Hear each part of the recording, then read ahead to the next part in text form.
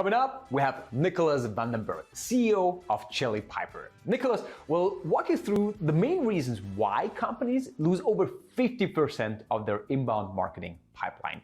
He'll update you on how buyer behavior has changed and shows you ways to align your sales process with the modern buyer's journey. You'll walk away knowing how to take friction points in your buyer's journey and create a revenue flywheel that brings in a 200% boost in your inbound pipeline. Welcome to stage. This is Nicholas.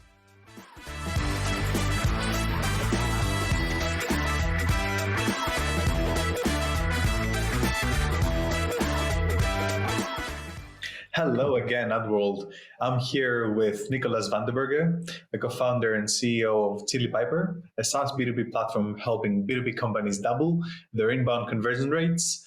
We're going to be talking about how to stop your funnel from leaking 50% of your inbound leads and transform it into a flywheel. With that short intro, Nicholas, it's really good to have you with us. Thank you. Thanks for having me. So I know you recently took over as CMO, which is interesting given that you're the co-founder and CEO of the company, because you noticed the traditional marketing funnel wasn't working. Talk to us about what you noticed. To be more precise, my title is a bit more complicated because I'm co-founder and co-CEO. Alina, my wife, is the co-founder. When we started, she was CEO. Then she went to give birth to two beautiful boys, and I took over as CEO, and now she's back. So we decided to be co-CEO of the company. And I'm also acting CMO. I've been doing that for a little bit over a year now. What happened is that I had a CMO in place with a marketing team.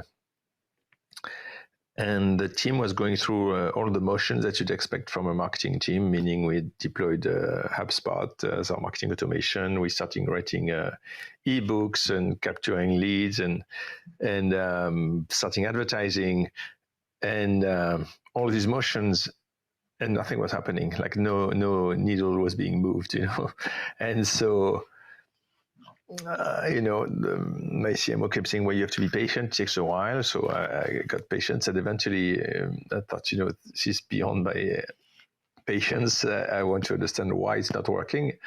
And so by as an entrepreneur, when something is wrong, you just dive in and fix it.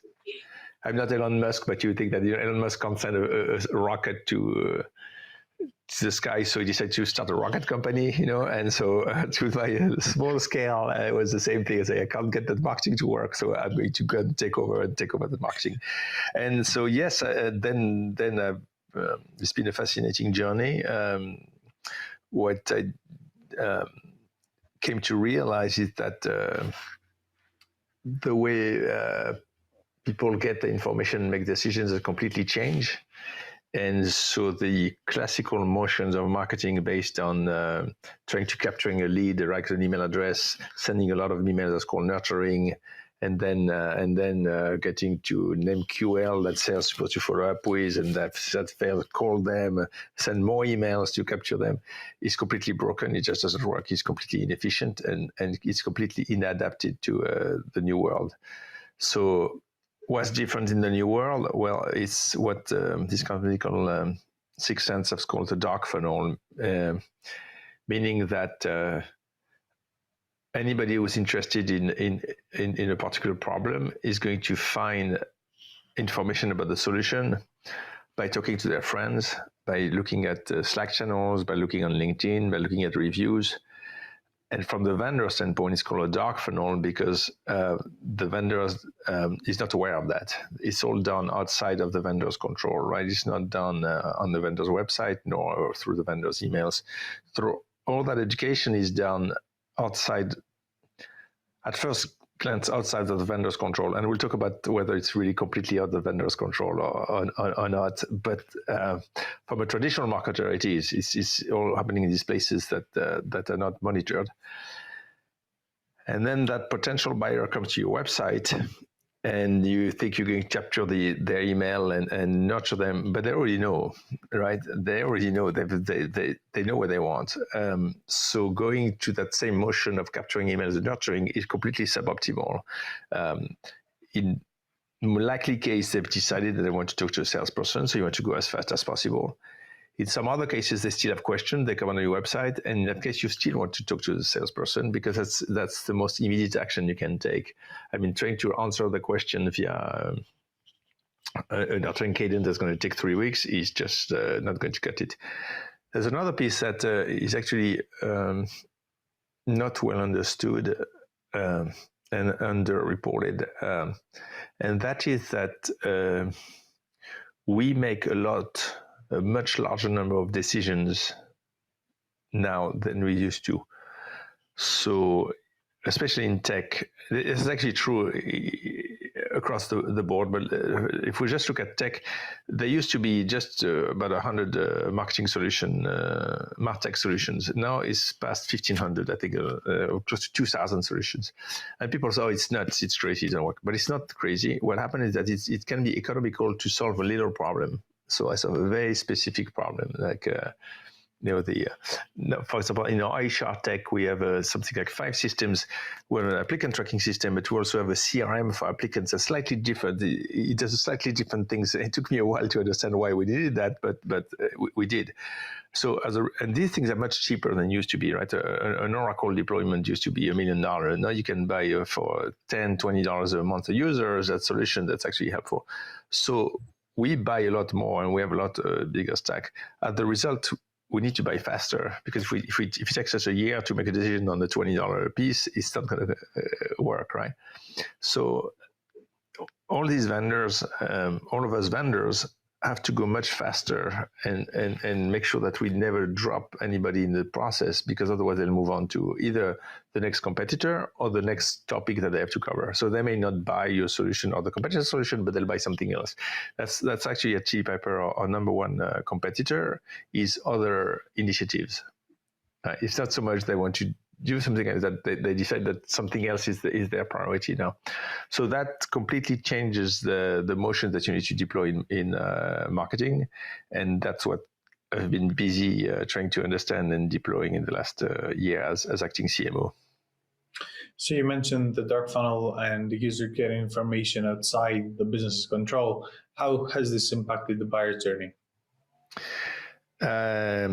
There's a report by one of the consulting firms, Gartner, that says that people only spend 17% with suppliers to find the information. So all the journey is now done outside of the vendor's control. And the piece that the vendor interfaces with is the last mile, so to speak. And so it's mostly happening outside and just finishing outside. But there's another piece that has been added to the buyer journey, and that's also something that is not well understood. Now, in the old days, most of the purchases were one-time purchases. Now it's all about subscription, right? And it's not only SaaS. There are many businesses like Tesla comes with subscriptions, right? Buying the updates from Tesla. So when you're a subscription model, then there's this aspect you're going to have another purchase at the end of the cycle, so at the end of the month or at the end of the year. That's what needs to be well understood, that the buyer journey now is shorter on the front end, right? So we only get them when they're already educated, but then we also have a new journey that comes after that purchase, because it's a repurchase, a renewal, and the upsell and the other. So it's completely different. That's what we use the term flyweel. Because once you get that buyer in, then you have the opportunity to upsell, to cross-sell, to renew, and to do a lot more business than you did in the past. Another aspect of flywheel is that this dark funnel, as we mentioned, is fundamentally social. By that, I mean people are going to ask their friends, they're going to ask on social networks, they're going to review sites. It's all about other people thing. So we're going to talk about how to influence the dark funnel, but one obvious thing is that your customers are the best advocates in that social world, right? So you need to get advocates, and that's how you're going to influence the dark funnel. So that flywheel is by making your customers happy and satisfied and nudging them to write a review or say something, you're going to influence back the dark funnel. And so that buyer journey is going from a funnel, right? So like where you were trying to build awareness, build interest and intent, to something where you're trying to build satisfaction so that they talk to other people who are now becoming fans because their friend is an advocate and they come to your site to see your products. So it's turned into that flywheel.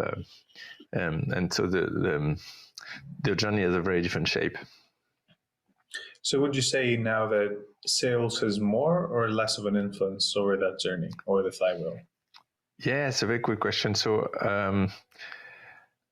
if you think of that full flywheel, then you see that sales has a much longer interaction with the buyer than they used to. And that's probably the reason why sales are specialized, right? So it used to be you have an account executive, and now you have a sales, a BDR, then an account executive, then an account manager, then a CS, right? Then maybe a solutions consultant, a deployment expert, a training expert. You get an army of specialized people who are now trying to influence that journey. So overall, I think that sales has an increased role in the revenues of the company. At first glance, you could argue that marketing has a shrunk role because we say it's all in the dark funnel, so you can no longer influence. But it turns out that you can influence in the dark funnel. It's just a different set of actions to take. And as a result, marketing is equally involved in that process. It's just, so the answer to the question is sales is probably more involved, marketing is probably involved the same, but in a very different way. And what are some examples of dark funnel touch points in that buyer journey? Yeah, so I mentioned the most visible ones. That would be review sites where people are going to look at a review. LinkedIn, where people may look at what people say about a particular company. There's a growing influence now from Slack channels. So a lot of groups gather on Slack and they ask for recommendation on Slack. So these are where it's happening. But the question is more specific, is touch points. So obviously now marketers go from using HubSpot and marketers and emails to actually trying to be there in these places where it's happening. So on the review site, it's quite obvious. You're going to try to get your customers to do more reviews and influence it. But you also need to be on social, and so you're now going to have a much bigger social activity with advocacy from your customers. And we do a lot of that. We actually use video for that because video is very effective on social for advocacy. And then you also have to be in the Slack communities. So we have our own community program that's out there trying to get our customers to advocate Chili Piper in these Slack communities. So these are actually touch points in the dark funnel that are influenced by us, by the vendor. But as you can tell, this kind of community influencers is a job that I think did not exist in the same form 5 years ago, right? There was some community, but nothing like that, like what we have now at the level of professionalism that it takes. And even the social media manager used to be mostly a B2C thing, right? People thought that Coca-Cola needed to be on Instagram, right? But you didn't think you needed an army of people to actually influence LinkedIn and all the other channels. So it's a complete shift in the resources that marketing is deploying to get these touch points in the dark funnel. For sure, and social communities and updates have allowed people to engage in communities, as you said, a lot more than they have 5 years ago. So because of all this happening, do you think capturing an email in today's modern buying journey is useless, equally useful? Like, what's your take on that? Yeah, on this one, I feel strongly that it's useless. Yeah, I'll give you an experiment. We were about to launch a product called Distro to help CRM distribution to optimize the speed with which a particular prospect is assigned to a particular sales rep or a particular account is assigned to a particular customer success rep. So we were a few months away, and my team thought, okay, let's just do a waiting list. So we put a page and waiting list and captured hundreds of emails. Hundreds of people say we're interested. Right? So finally, the product is ready. Now we're going to email the waiting list. Say, hey, good news, it's ready. And guess what? We had like a handful of people who replied. I mean, everybody had moved on. They probably didn't even remember that they signed up for that waiting list. Just it was a well done page that they just signed up quickly. And even if they had been interested, there's multiple problems. One of them is that when you're going to send the email, most likely it's going to go to spam, or it's going to go to that updates tab in Chrome, or it's going to be filtered out. So it's not going to have an impact. I will add to that now if you want an email, if I want your email address, it takes me 3 clicks on Clearbit or ZoomInfo or one of these to get your email address. And so there's no value. I know there's an issue around permission, right? So did you give me the permission to email you? But that's what BDRs are all about, right? The workaround that no, I cannot do a mass email to the email address we have not accepted, but yes, I can have a BDR email you because he has your email and he can try to contact you like I try, and everybody can call anybody else one-on-one.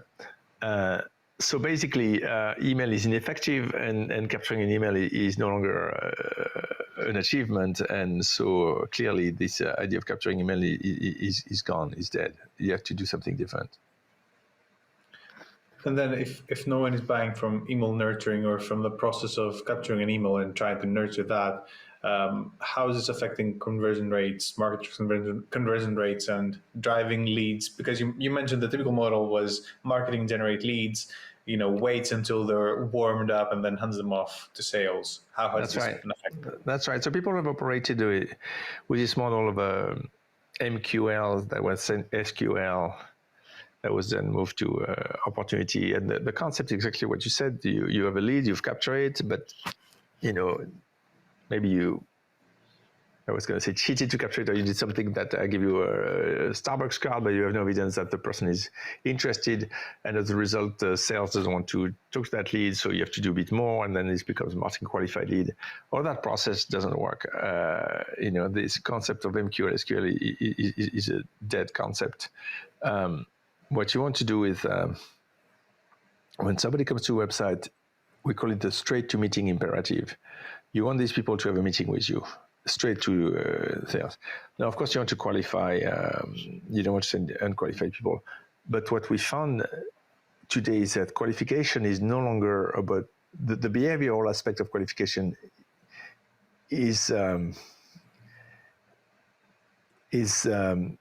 not what should be used in that process. Because if the person has come to the website, most likely they are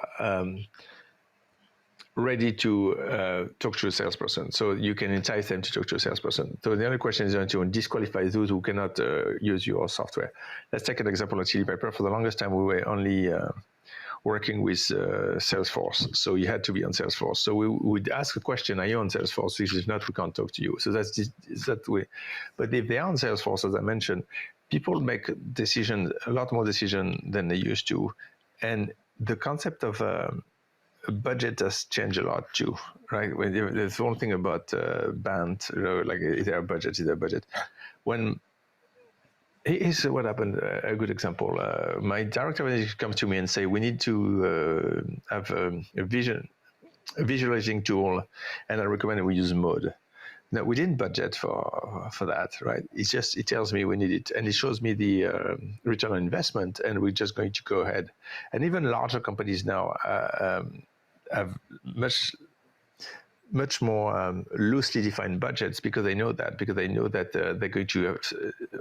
they're going to spend money much more opportunistically.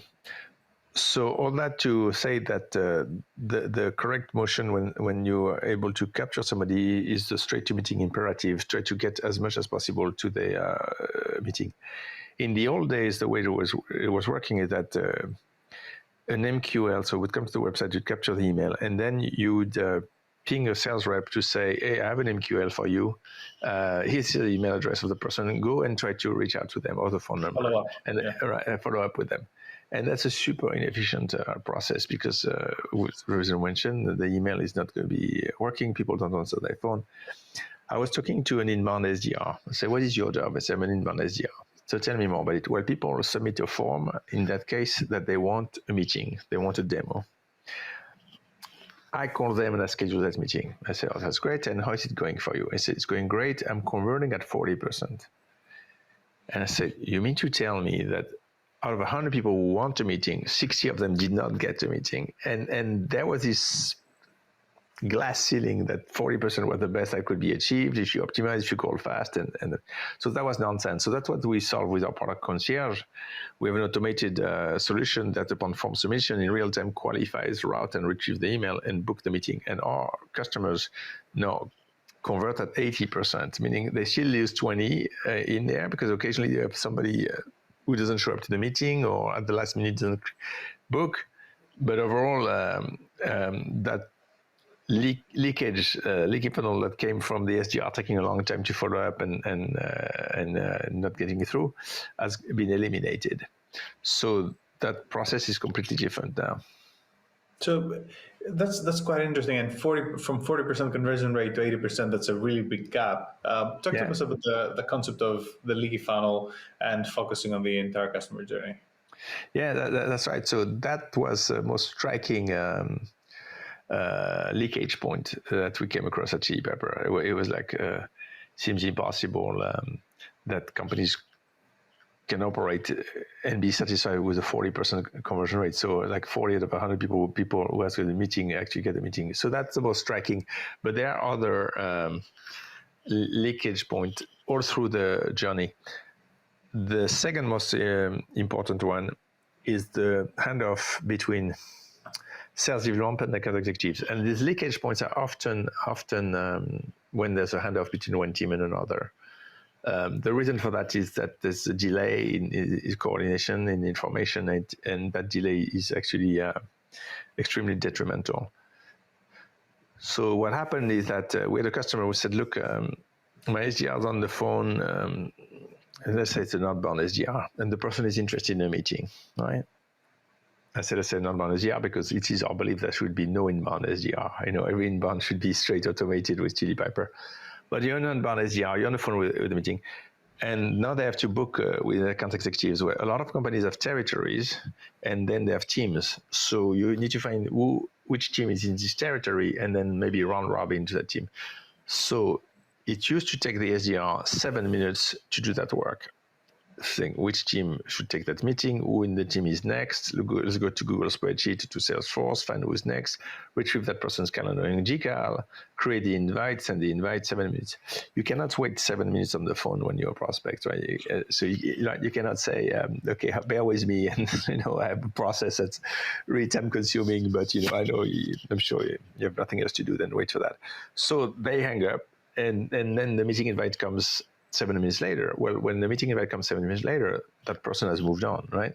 So maybe they don't see the meeting invite, or maybe it turns out that there's not a good time for them in spite of what they say, right? Maybe they say Tuesday afternoon, but 3 p.m. is the exact time that doesn't work. And so these companies were losing the most, they thought they had booked a meeting, but they were between 30 and 40% no-show. We've actually seen companies at 50% no-show. So that's the symptom of the leakage in that handoff between SDR and Es is the no-show. And the reason is what I've explained, that the prospect never confirmed that they were going to get that meeting when they were on the call or when they were in email.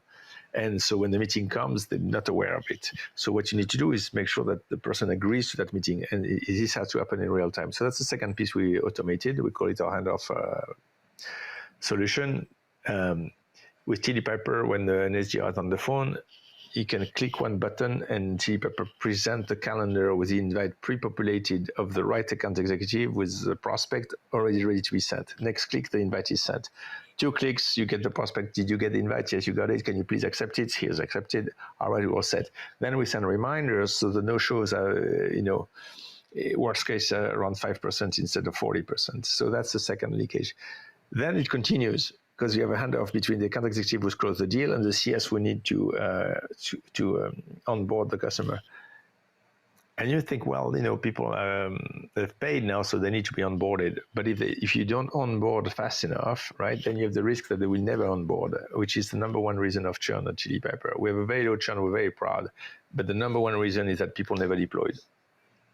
Right. So, and you'd think it's crazy because they give us money, but people get busy, they move on something else, and then so that time to value after the closing is critical to make sure that you have the renewal and potential expansion.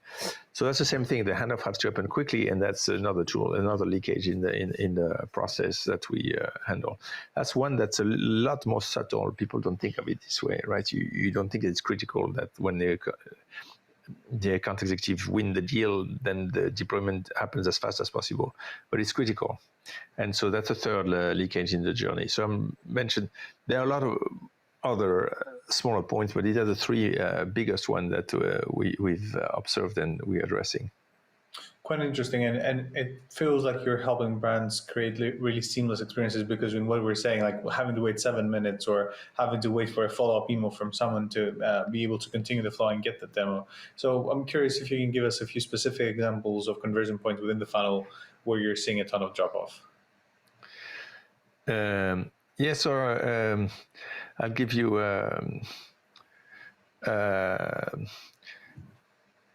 our story of Gong that decided to address this issue of the drop-off between people who request a meeting and people who get a meeting on their website. They deployed not only Chili Pepper, but they also deployed Clearbit to pre-populate the form. In other words, when the prospect goes to the Gong website, they only have to type their email, and immediately behind the scene, Clearbit retrieves the information that is needed to qualify and route the prospect, and they get a calendar. So they got a 5x increase in demo requests and a 70% lift in inbound conversion. That's one company, Gong, by deploying that solution. Then we have another company that you're probably familiar called Sandoso, and I was talking about the handoff between SDRs and AEs. So their no-show rate was 34%. So the show rate was 66%. 34% didn't show up to the meeting.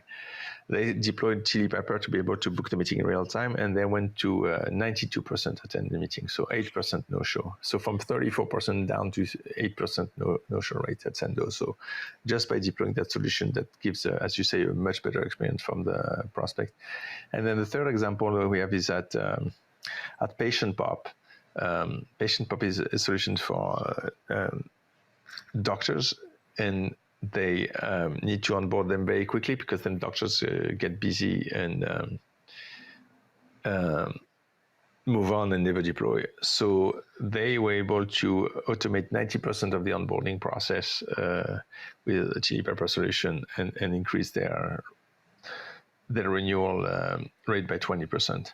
So these are three examples of what companies have taken action and the kind of result they've been getting, kind of improvement they've been getting from taking action. That's quite interesting. Could you share how some Chili Pepper customers are tackling these conversion stage drop-off points? Yeah, so we have solutions that are very specific to address these drop-off points. Or for the website, we call it concierge. Because a form concierge, it's like upon form submission, it automates the process that an SDR would do of qualifying and routing. And the other products we call it handoff, which is between SDR and AEs, real-time assignment and booking of a meeting. And for customer success, we can either use handoff or this distro product that we have that in real time assign an account and get the process started. So these are the products that are used to address these drop-off points. Typically, our customers